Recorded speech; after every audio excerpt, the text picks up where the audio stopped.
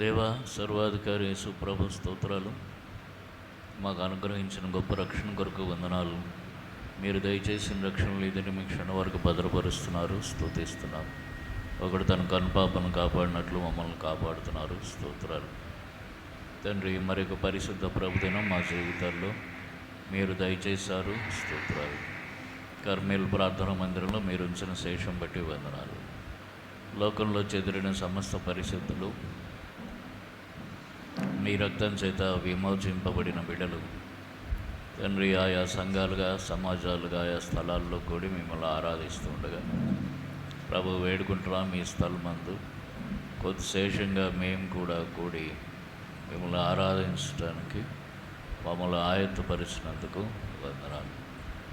ప్రభు, రాగలిగిన వారిని బట్టి స్తుతిస్తున్నాము. ఇంకా రావలసిన వారు త్వరపడి వచ్చేటట్లు సహాయం చేయండి. మీ సన్నిధి మాకందరికీ తోడుగా ఉంచండి. ఎండ బాధ తప్పించండి. వాతావరణం వల్ల కలిగే ప్రతికూలత దూరం చేయండి, సహాయం చేయండి. ప్రభు వేడుకుంటున్నాము. కూడికి ఆదరించేంత వరకు సరిసత్వం వహించండి. మా అపరాధాలు, దోషాలు, తప్పిదాలు, మా అతిక్రమ క్రియలు, మా లోపడనులని స్వభావం క్షమించండి. మీ రక్తంతో మమ్మల్ని కడగండి, పవిత్రపరచండి. మీ పరిశుద్ధ ఆత్మతో మమ్మల్ని మీ పరిశుద్ధాత్మ ఆవరింపులో మమ్మల్ని ఉంచండి. తండ్రి, వేడుకుంటున్నాం. పాడుకునే పాటలు దయచండి. ఏక్ కంఠ మేక్ తాత్పర్య వేక్ భావ వేక్ తాళంతో పాటలు పాడి మిమ్మల్ని బయపరచుటూ సహాయం చేయండి.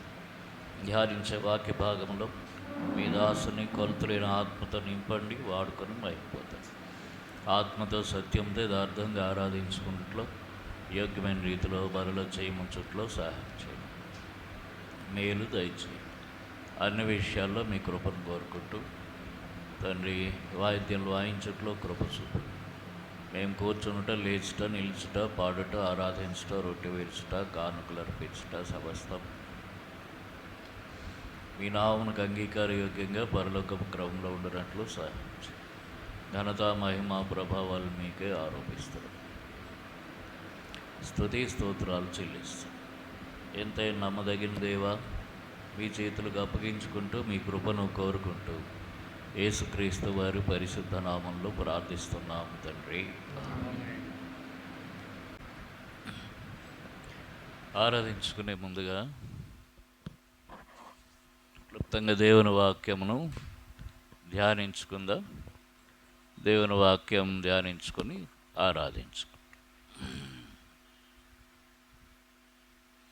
తీతుకు రాసిన పత్రిక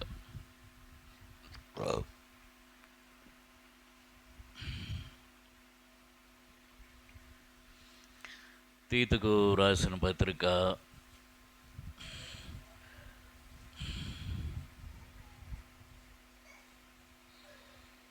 3వ అధ్యాయం, టైటస్ చాప్టర్ 3. తీతుకు రాసిన పత్రిక 3వ అధ్యాయం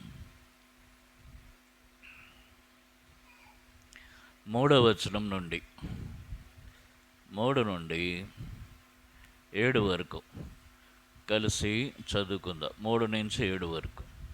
తీతుకు రాసిన పత్రిక 3వ అధ్యాయం 3వ వచనం నుంచి 7వ వచనం వరకు కలిసి చదువుకుందాం. ఎందుకనగా మనం కూడా మునుపు అవివేకులమును, అవిధేయులమును, మోసపోయిన వారమును, నానా విధములైన దురాశలకును భోగములకును దాసులమై ఉండి దుష్టత్వబరదరు అసూయందును కాలము గడుపుచు అసహ్యులమై ఒకరినొకడు ద్వేషించుచు ఉంటిమి. కానీ మన రక్షకుడైన దేవుని యొక్క దయయు మానవుడల ఆయనకున్న ప్రేమయు ప్రత్యక్షమైనప్పుడు మనమును నీతిని అనుసరించి చేసిన క్రియల మూలంగా గాక తన కనికరము చొప్పుననే పునర్జన్మ సంబంధమైన స్నానం ద్వారాను పరిశుద్ధాత్మ మనకు నూతన స్వభావం కలుగజేయటం ద్వారాను మనలను రక్షించెను. మనం ఆయన కృప వలన నీతిమంతులమని తీర్చబడి నిత్య జీవమును గూర్చిన నిరీక్షణను బట్టి దానికి వారసుల మొగటిగా ఆ పరిశుద్ధాత్మను మన రక్షకుడైన యేసుక్రీస్తు ద్వారా ఆయన మన మీద సమృద్ధిగా కుమ్మరించెను. చదువుబడిన భాగం ప్రభు దీవించునుగాక. మనము ఎటువంటి వారమో చెప్తున్నాడు. మొదట మన జీవితంలో జరిగిన కార్యం చెప్తున్నాడు. ఇప్పుడు మనం ఏ రీతిగా జీవిస్తున్నామో చెప్తున్నాడు. మొదట ఏమంటాడంటే, మనము కూడా 3వ వచనం, మునుపు అవివేకులము, అంటే వివేకం లేదు. వివేకము లేనిది ఎవరికి ఉండదు? వివేకము పశువులకు వివేకం ఉండదు. చూడండి 32వ కీర్తన 9వ వచనం చదవండి.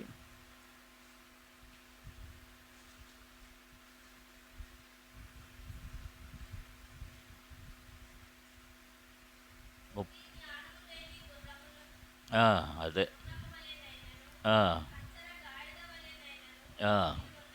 చాలు. కాబట్టి పశువులు, వివేకము లేని పశువులు, బుద్ధి లేదు, జ్ఞానం లేదు. గుర్రము, కంచరగాడిద అంటే పశువులు, వీటికి బుద్ధి జ్ఞానాలు ఉండవు. కనుక మనమును మునుపు ఎటువంటి వారముట? వివేకము లేని వారం, అంటే పశుపురాయులం. రెండవది అవిధేయులం, అంటే ఎవరికి లోబడం, విధేయత లేదు, దేవునికి విధేయత లేదు. మోసపోయిన వారు, ఎవరి చేత మోసపోయాము? అందరూ ఒక్కసారి చెప్పి మళ్ళీ సైలెంట్ అయిపోయారు. ఎవరి చేత మోసపోయాం? చెప్పండి, గట్టిగా చెప్పండి. సాతాను చేత. సాతాను చేత మోసపోయిన వారు. తరువాత నానా విధములైన దురాశలకును భోగములకును దాసులు. నానా విధములైన దురాశలు, కనుక ఒక దురాశ కాదు, అనేక విధములైన దురాశ. మొట్టమొదటి దురాశ ఆ వద్దని, తినవద్దని చెప్పిన పండు తినటంతో ప్రారంభమైంది. అది దురాశ. దురాశ గర్భమును ధరించి పాపమును కన్నది. పాపం పరిపక్వమై మరణమును కన్నది. మొట్టమొదటి దురాశ ఏమిటంటే తినవద్దన్న పండు తినటం. అక్కడ ప్రారంభమైన దురాశ అది కొనసాగుతూనే ఉన్నది. నానా విధములైన దురాశలుగా అది మారిపోయింది. ఒక్క దురాశ నానా విధములైన దురాశలుగా మారిపోయింది, విడిపోయింది. కాబట్టి నానా విధములైన దురాశలు, భోగములకు దాసులమై ఉండి దుష్టత్వమునందు, అసూయందు కాలం గడుపుతున్నాము. అసహ్యులము, ఒకరినొకడు ద్వేషిస్తున్నాము. ఇది మన పరిస్థితి. మన రక్షకుడైన 4వ వచనం, మన రక్షకుడైన దేవుని యొక్క దయయు మానవుడిలో ఆయనకున్న ప్రేమయు ప్రత్యక్షమైనప్పుడు, అది ప్రత్యక్షమైంది. మన రక్షకుడైన దేవుడు యేసు ప్రభు వారి దయ, మన ఎడల ఆయనకున్న ప్రేమ ప్రత్యక్షమైంది. ఎక్కడ ప్రత్యక్షమైంది? యేసుక్రీస్తు ప్రభువారు వేలాడిన శిలువలో ఆ ప్రేమ ప్రత్యక్షమైంది. అంటే మన కొరకు ఆయన ప్రాణం ఇచ్చాడు, అది ప్రేమ. ప్రేమించి ఆయన మన కొరకు ప్రాణం పెట్టాడు. ఆ శిలువలో ఆ ప్రేమ ప్రత్యక్షమైంది. ప్రత్యక్షమైనప్పుడు మనము నీతిని అనుసరించి చేసిన క్రియల మూలంగా గాక తన కనికరము చొప్పుననే. కాబట్టి మనము మారుమనసు పొందాం, రక్షింపడ్డాం.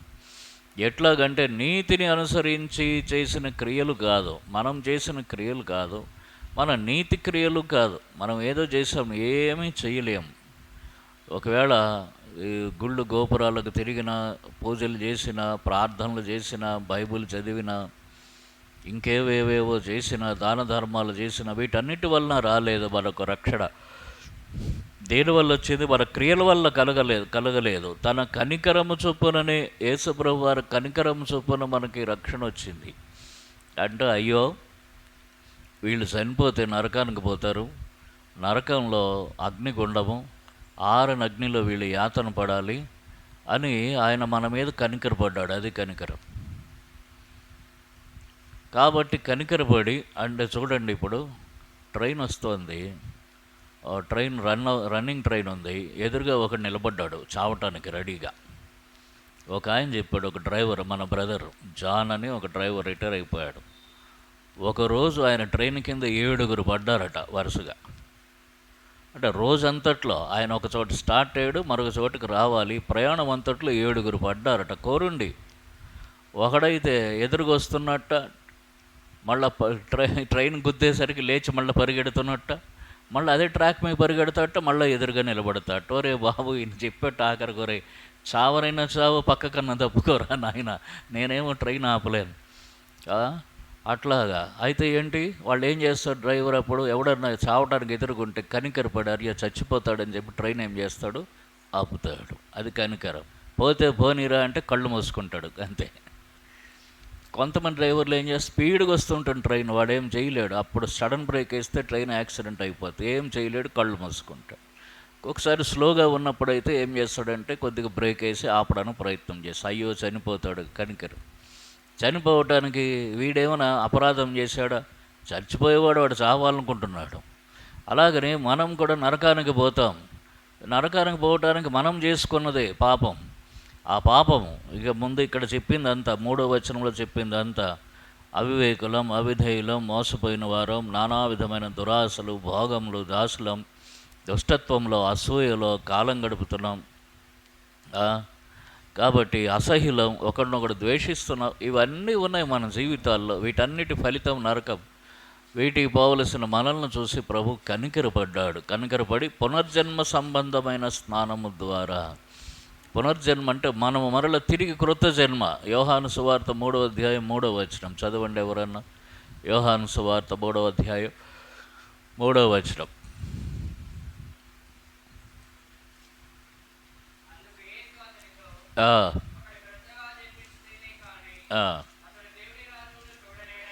ఒకడు క్రొత్తగా జన్మించితేనే కానీ అతడు దేవుని రాజ్యం చూడనేరడని నీతో నిశ్చయంగా చెప్తున్నాను. క్రొత్తగా జన్మించిన పునర్జన్మ అంటే బతికే ఉన్నాను, మళ్ళీ జన్మించాం. ఎట్లా జన్మించాం? యేసుక్రీస్తు ప్రభు వారిలో జన్మించాం. దేని ద్వారా? స్నానము ద్వారా అంటున్నాడు. పునర్జన్మ సంబంధమైన స్నానం ఇక్కడ తీతు 3:5లో అంటే యేసుక్రీస్తు ప్రభు వారి రక్తము ద్వారా మన పాపములు క్షమించబడి తిరిగి కొత్తగా జన్మించాం. ఇది కొత్త జన్మ. ఈ పునర్జన్మ సంబంధమైన స్నానం ద్వారా పరిశుద్ధాత్మ మనకు నూతన స్వభావం కలుగజేయటం ద్వారానూ మనల్ని రక్షించెను. కనుక మనల్ని రక్షించి పరిశుద్ధాత్మ ద్వారా నూతన స్వభావం కలుగజేశాడు. ఆ పరిశుద్ధాత్మను మన యందు ఉంచాడు. దేవుని పరిశుద్ధాత్మ పెంతెకొస్తు దినాన్న అంటే పస్కా పండుగ నుంచి 50వ రోజు, అంటే యేసుక్రీస్తు ప్రభువారు సిలువ వేయబడిన దగ్గర నుంచి 50వ రోజు అని చెప్పుకోవాలి. అప్పటి నుంచి 50వ రోజు ఆ పెంతెకొస్తు అంటారు దాన్ని. ఆ 50వ దినాన్న పరిశుద్ధాత్మ అక్కడ అపొస్తలులు కూడి ఉన్న గదిలో, శిష్యులు కూడి ఉన్న గదిలో కుమ్మరింపబడింది. అది అపొస్తల కార్యం 2వ అధ్యాయంలో. ఆ దినము నుండి పరిశుద్ధాత్మ మారు మనస్సు పొందిన ప్రతి వారికి అనుగ్రహింపబడుతోంది.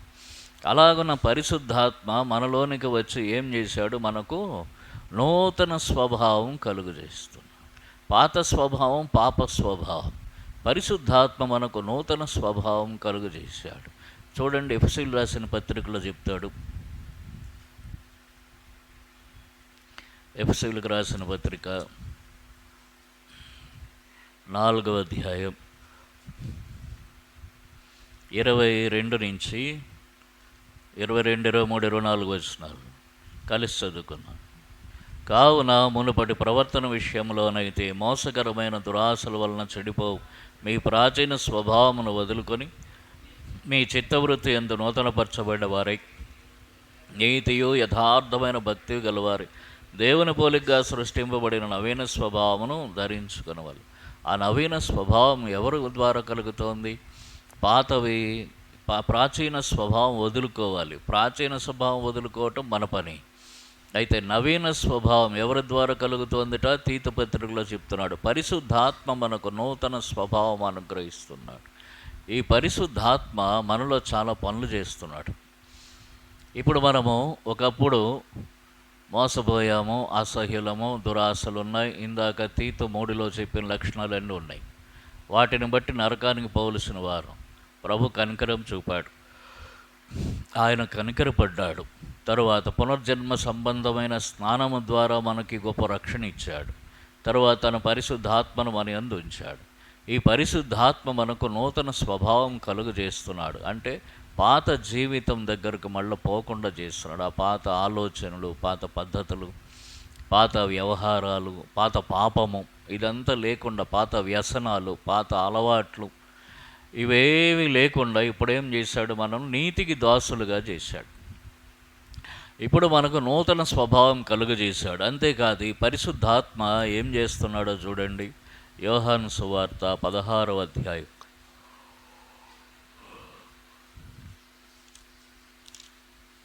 యోహాను సువార్త 16వ అధ్యాయం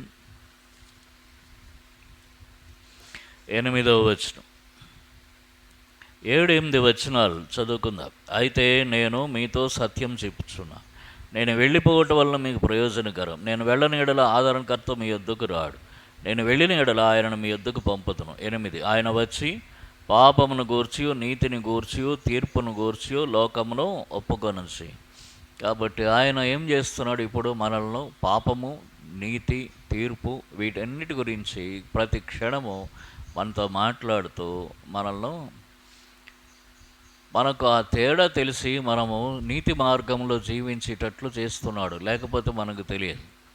ఏదైనా చేయకూడని పని చేయబోతే ఇది పాపం అని అనిపిస్తుంది. ఎందుకు అనిపిస్తుంది? అది మనలోనున్న పరిశుద్ధాత్మ అది పాపమని మనకు తెలియజేస్తున్నాడు. లేకపోతే ఏదో చెయ్యాలి, ఇదేమిటిది, ఇది నీతి, అది కూడా పరిశుద్ధాత్మ తెలియజేస్తున్నాడు.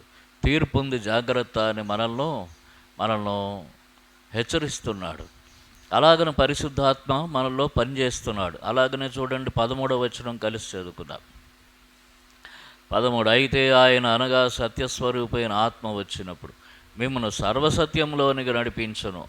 ఆయన తనంతట తానేమి బోధింపగా వేటిని వినడో వాటిని బోధించి సబబింపవు సంగతుల్లో మీకు తెలియజేయను. కాబట్టి ఆయన ఏం చేస్తాట? సర్వసత్యంలోనికి నడిపిస్తున్నాడు.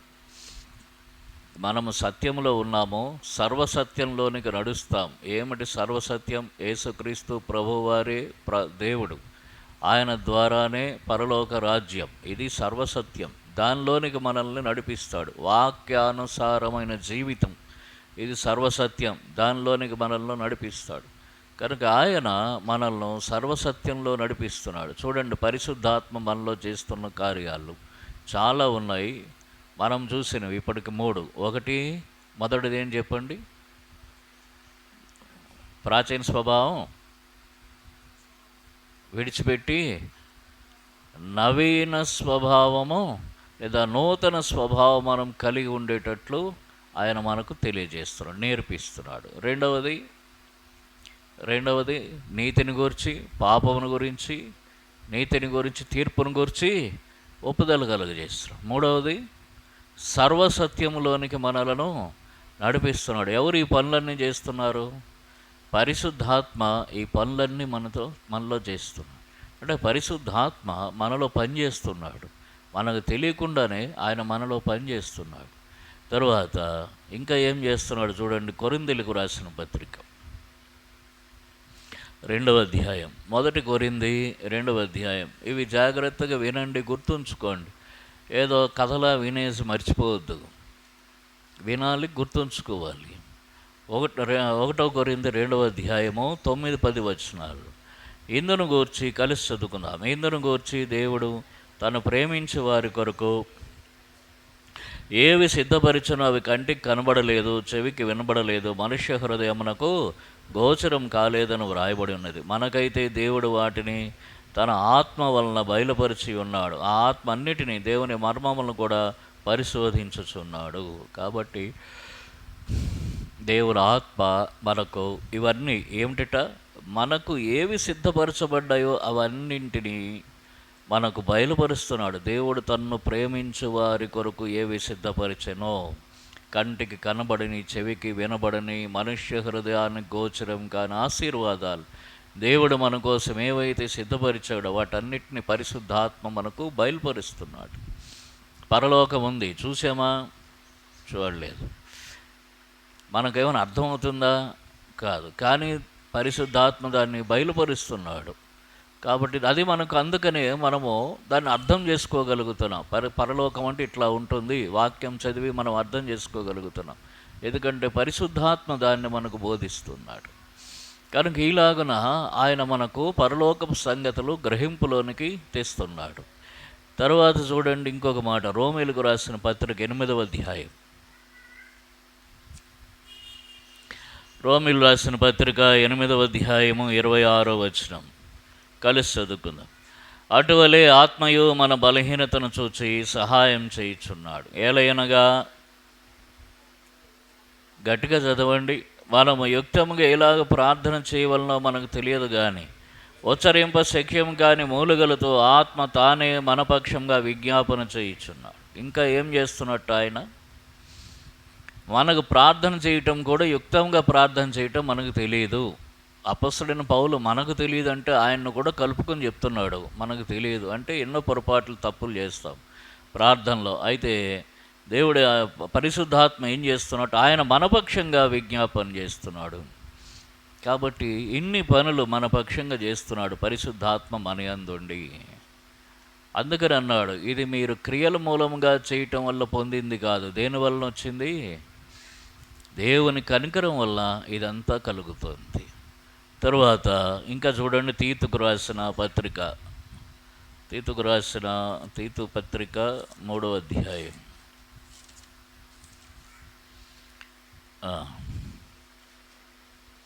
పునర్జన్మ సంబంధమైన స్నానము ద్వారాను పరిశుద్ధాత్మ మనకు నూతన స్వభావం కలుగు చేయటం ద్వారా మనల్ని రక్షించెను. 6-7 మనం ఆయన కృప వలన నీతిమంతులమని తీర్చబడి నిత్య జీవమును గూర్చిన నిరీక్షను బట్టి దానికి వారసులగుటకై ఆ పరిశుద్ధాత్మను మన రక్షకుడైన యేసుక్రీస్తు ద్వారా ఆయన మన మీద సమృద్ధిగా కుమ్మరించి, ఈ పరిశుద్ధాత్మ ద్వారా మనము నిత్య జీవమునకు వారసులమయ్యాం. పరిశుద్ధాత్మ ముద్ర మనం కలిగి ఉన్నాం. పరిశుద్ధాత్మ మనలోన సంచకరువుగా ఉన్నాడు. మన హృదయముల మీద పరిశుద్ధాత్మ ముద్ర ఉంది. ఈ పరిశుద్ధాత్మ ముద్ర ఎవరికి కనబడుతుంది? దేవునికి కనబడుతుంది, దేవుని దూతలకు కనబడుతుంది, సాతానుకు కనబడుతుంది, వాని దూతలకు కనబడుతుంది, ఆత్మస్వరూపులకు కనబడుతుంది. మనుషులకు, మన కన్నులకు కనబడదు. దేవుడు ఆ ముద్ర వేశాడు. చూడండి, ఎఫెసీయులకు రాసిన పత్రిక 1వ అధ్యాయం 13వ వచనం. ఎఫెసీ 1:13 కలిసి చదువుకుందాం, గట్టిగా చదవండి. మీరును సత్యవాక్యమును అనగా మీ రక్షణ సువార్తను విని క్రీస్తునందు విశ్వాసముంచి వాగ్దానం చేయబడిన ఆత్మచేత ముద్రింపబడి తిరిగి, ఆ సీల్ ముద్ర మన మీద ఉన్నది. వాగ్దానం చేయబడిన ఆత్మ అంటే ఆయన వస్తాడని ప్రభు వాగ్దానం చేశాడు. ఆ ఆత్మ చేత ముద్రింపబడ్డాం. కాబట్టి ఈ ఆత్మ ముద్రే మనల్ని పరలోకానికి చేరుస్తుంది. ఒక దినాన్ని యేసుప్రభు వారు వచ్చినప్పుడు అక్కడ చూడండి, బుద్ధిగల కన్యకలు, బుద్ధి లేని కన్యకలు అంట. బుద్ధిగల కన్యకలు లోపలికి వెళ్ళిపోయారు. బుద్ధి లేని కన్యకలు ఏమన్నాడు? నేను మిమ్మను ఎరుగను అన్నాడు. అంటే మీరెవరో నాకు తెలియదు అని అన్నాడు. ఎందుకు తెలియదు? వారు ఆత్మ ముద్రను పోగొట్టుకున్నారనమాట. అది బుద్ధి లేని స్థితి. కాబట్టి ఆత్మ ముద్ర ఉన్నప్పుడే మనం ఎత్తబడతాం. ఆ ఆత్మ ముద్ర ఉన్నప్పుడే మనం చనిపోయినా కూడా పరదేశకు దూతలు వచ్చి మనల్ని తీసుకెళ్తారు. ఈ ఆత్మ ముద్ర మనల్ని పరలోకానికి చేరుస్తోంది. అర్థమైందా? రేపు మీరందరూ సోమవారం ఓట్లు వేస్తారా?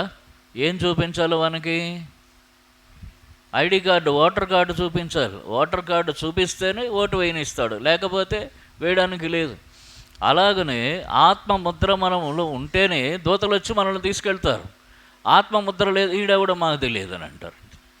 అయ్యా, నేను కర్మేలు ప్రార్థనా మందిరమునకు వెళుతుండేవాడను, చాలా పనులు చేశాను, చాలా సమర్పించుకున్నాను, నా సంగతి నీకు తెలియదు అది అంటే, అవన్నీ ఏమో కానీ నువ్వెవడో మాకు తెలియదు.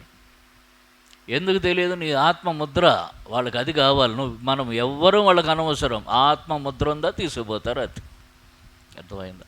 అటువంటి ఆత్మను మన మీద ముద్రించాడు ప్రభు. ధన్యులం. మనమందరం ఆత్మ ముద్ర కలిగి ఉన్నాం. అందుకనే దయ్యం మనల్ని చూసి భయపడుతుంది. ఆత్మ ముద్ర లేకపోతే మీద పడుతుంది. ఆ ఆత్మ ముద్ర మన మీద ఉన్నప్పుడు దయ్యం మనకు, సాతాను కూడా భయపడతాడు. ఆ ఆత్మ చేత ముద్రింపబడ్డాం. ఆ ముద్ర మనల్ని ఏం చేస్తుంది? ఇప్పుడు మనల్ని పరలోకానికి చేరుస్తుంది. ఈ ఆత్మ ముద్ర వలన మనం ఏమవుతున్నాము చూడండి. మనం ఆయన కృప వల్ల నీతిమంతులమని తీర్చబడి, ఇప్పుడు ఆయన కృపను బట్టి నీతిమంతులంగా తీర్చబడ్డాము. నిత్య జీవమును గూర్చిన నిరీక్షణను బట్టి వారసులగుటకై ఆ పరిశుద్ధాత్మను మన రక్షకుడైన యేసుక్రీస్తు ద్వారా ఆయన మన మీద సమృద్ధిగా కుమ్మరించాడు. ఇప్పుడు ఆ పరిశుద్ధాత్మను కుమ్మరించాడు. దేనికి? నిత్య జీవము కొరకైన నిరీక్షణ కలిగి జీవించేటట్లు. అంటే ఇప్పుడు చూడండి, పరిశుద్ధాత్మ మన లోపల ఉన్నాడు. పరిశుద్ధాత్మ చేత మనం ముద్రింపబడ్డాం. ఇక్కడ మన ఆ పరిశుద్ధాత్మ ముద్ర ఇక్కడ ఉన్నది. పరిశుద్ధాత్మ మన మీద కుమ్మరింపబడ్డాడు, ఇంకనూ కుమ్మరిస్తూనే ఉంటాడు. మనం ప్రార్థన చేస్తున్నప్పుడల్లా పరిశుద్ధాత్మ మన మీద కుమ్మరిస్తాడు. అంటే ఎంత ఆత్మను సమృద్ధిగా మనం పొందుతున్నాం. అందుకనే పరిశుద్ధాత్మను సమృద్ధిగా కుమ్మరించనని అన్నాడు. ఇంత ఆత్మను మనకు అనుగ్రహించి తానేం చేస్తున్నాడు, మన పక్షంగా పనిచేస్తున్నాడు. ఎందుకట మనము నిత్య జీవం గూర్చిన నిరీక్షణ బట్టి దానికి వారసులు అవటానికి, అంటే నిరీక్షణ ఉంది, వారసులం అవుతామంటే అక్కడికి పొందుతాం, దాన్ని పోయి దాన్ని అనుభవిస్తాం. నిత్య జీవం గూర్చిన అంటే నిరంతరం జీవించటం. ఆదాము విషయంలో దేవుడు చెప్పాడు, ఆదాము కూడా మన వంటి వాడయ్యాడు, ఒకవేళ జీవవృక్ష ఫలము తీసుకొని తిని మన వలనే నిత్యం నిరంతరము జీవించునేమో అన్నాడు. అది తీసివేశాడు. ఇప్పుడు మనము జీవవృక్ష ఫలం తినకుండానే నిత్య జీవం నిరంతరం జీవిస్తాం. యేసుక్రీస్తు ప్రభువారే మనకు ఆ జీవాహారంగా వచ్చాడు. కనుక ఆ నిరీక్షణతో ఇక్కడున్నాము, అక్కడికి వెళ్ళిన తర్వాత దానికి వారసులం అవుతున్నాం, అంటే అనుభవిస్తున్నాం. దీనంతటిని మనకు బోధించేవాడు, అక్కడికి తీసుకుపోయేవాడు, స్వతంత్రింపజేసేవాడు పరిశుద్ధాత్మ. ఇంత గొప్ప కార్యం ప్రభువు నిరంతరం మన జీవితాల్లో చేస్తున్నాడు. దీనికోసం ఇది మన క్రియల వలన కలిగినది కాదు. కాబట్టి ఏ క్రియలు చేసి మనం దీని అంతటిని పొందలేము. పరిశుద్ధాత్మ నిరంతరం మనలో పనిచేయటానికి, మన లోపల పనిచేయటానికి, మన వెలుపట పనిచేయటానికి మనం ఏమీ చేయట్లేదు. అది ఆయన ఉచితమైన కృప. అందుకనే అన్నాడు కృప వలన అని అన్నాడు 6వ వచనంలో. మనం ఆయన కృప వలన ఇదంతా పొందుతున్నాం. ఇంత గొప్ప కార్యం ప్రభు మన జీవితంలో చేస్తున్నాడు. కేవలం సిలువలో వేలాడి చనిపోయి రక్తం కార్చి తిరిగి లేవటం కాదు, తరువాత మన జీవితాల్లో నిరంతరము తన పరిశుద్ధాత్మ ద్వారా లోపట వెలుపట పనిచేస్తూ ఉన్నాడు. కాబట్టి ఇంత ప్రేమ కనబరుస్తున్న ప్రభువుకు మనం ఏమిచ్చి రుణం తీర్చుకోవాలి.